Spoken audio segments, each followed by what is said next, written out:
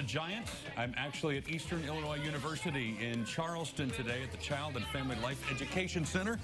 They have very small chairs, but it's because they have very small children who are here.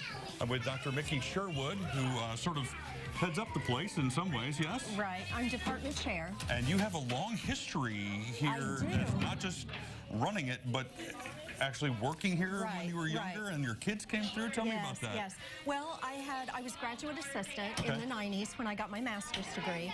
And at that time, my children were young, and I brought my children to the lab. That's how I became interested in the field and interested in, you know, what I do right now. So that was fun.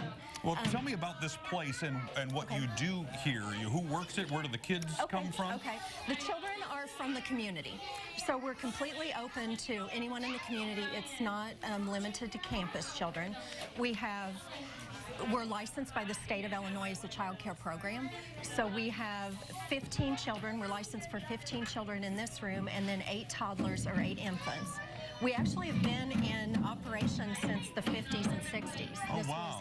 This was a school through the School of Education for years, and then it moved into more of a developmental focus instead of an education focus, and that's what we do. And the teachers here are your students, They're college students, yes. The program is completely run by college students under, of course, the guidance of a faculty member. So we always have a long-term faculty member. Right now we have Dr. Frances Murphy, and she has a PhD. I have a PhD.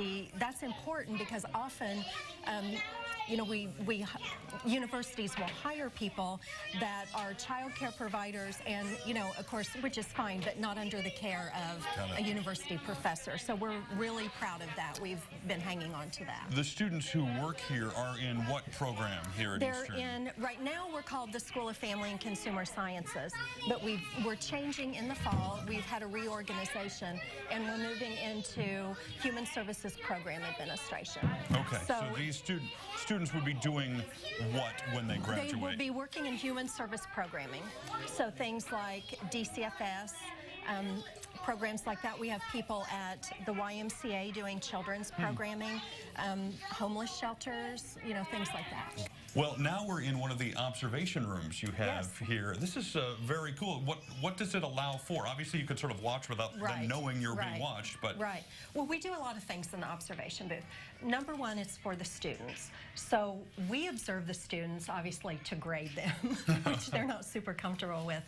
We observe the children. If we have a child that is biting, maybe we'll watch what the trigger, you know, what are the triggers things.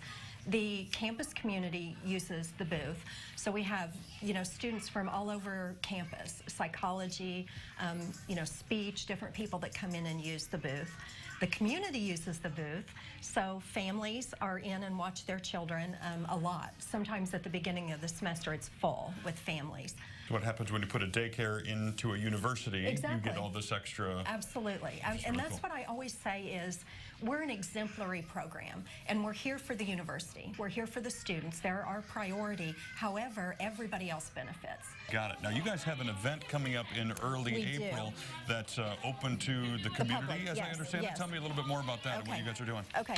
We've moved, as we have reorganized our department and become the Human Services Program, we've moved into programming across the lifespan. So we now offer not only programs for children that, you know, we've had for decades, but we're now moving out into and offering programming for the community. So we call it our speaker series. Last semester we had Dr. Murphy talked about children and guidance. So that was our last speaker series. The next one is April 4th. And at 7 p.m., Dr. Linda Simpson from our financial literacy program will be presenting the session, and it's called Financial Smart, or Money Smarts. It's called Money Smarts, and it's talking about just how families manage their resources, family resource management. So is that going to be held here at the university in the tiny chairs, or do they get bigger chairs? They do get bigger chairs, although we have family meetings here sometimes.